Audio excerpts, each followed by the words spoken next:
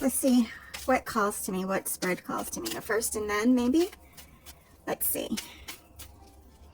All right. Getting there, and one more, stop. Okay. 8. Red 8. Red 8. 8 is the number for family. Red is the number for danger, like stop. Families. Families are in danger. So families are in danger as opposed by or augmented by the next card. Next card will be this one, the 3. Oh, and the 2. Oh, which one should I do? Did you want both of them or just one? No, you wanted 3. Okay. But I'm going to remember that blue too. 3. Spiritual lessons, life lessons, spiritual lessons. This could be an expansion of a plan, sort of like in tarot, but in this sense, I feel like these are karmic lessons that are coming.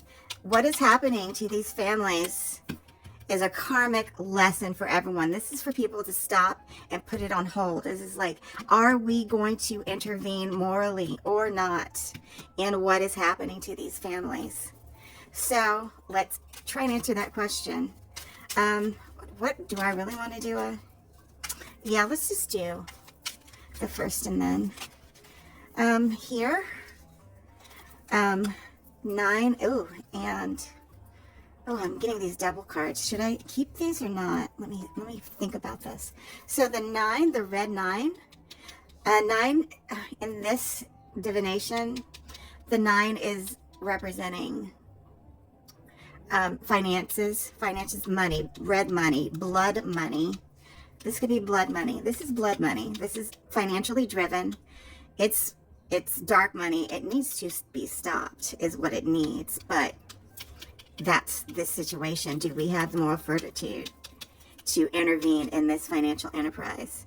Now, I'm going to go ahead and leave this here as the next step. But let's say we are considering 0. We're considering putting stop and like 0 out, nullification, 0, blue. That's on the table here.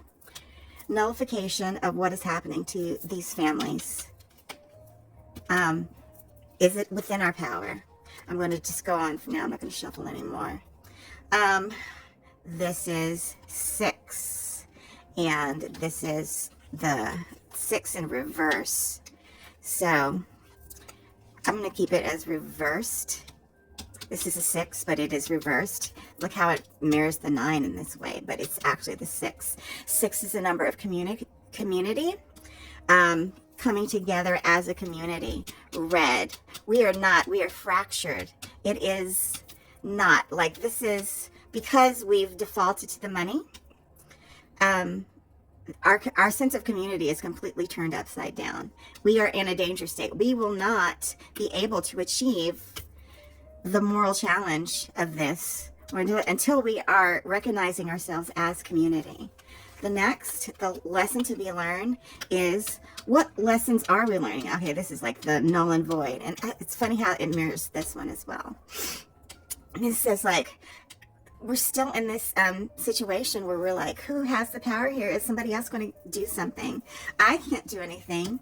This is powerlessness. This is like, it's out of my hands. But is it actually out of your hands? The blue tells us to reconsider that. What is actually in your power? Is it or not? You really are waiting for someone else to step up and take charge. But what happens? What happens next? What happens next is up to us. Wild card. Literally, the choice is ours. It is entirely ours. We have the power. We have the full potential to stand up together, but we have to be willing to do it. At the bottom, 8. We're afraid of this community. Why are we afraid of this community? These people that are being targeted. There is no reason for fear. Fear is at the bottom of this. And we've allowed it. We've allowed it to be. But we have to remember, we are the ones in power here. We are the ones who get to call the shots. We are the ones who get to define community. That is the moral challenge here. Do we accept these people as our community, or do we live in fear, and do we let moneyed interests, you know, these interests of, you know, that's what it is. It's for them, it's a capitalistic enterprise. They don't really care that they're harming these people. They don't. This is not a question for them. That's not their goal. Their goal is the money. Our moral challenge, blue, our moral challenge is to say enough is enough, and we do have that power. But we have to be willing to accept that these people are our community. These families are not people to be afraid of. We cannot exist in fear. It is only to our detriment. And that's my reading, but we're going to see that really ramped up this weekend for some reason, and that makes me very worried, but I'm also hopeful that we are actually at a breaking point, because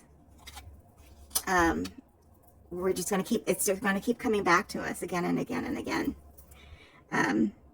We're going to be faced with this moral choice until we actually make the decision to stand up. That's how I see it. Thank you for listening to me. And feel free to ask me some questions.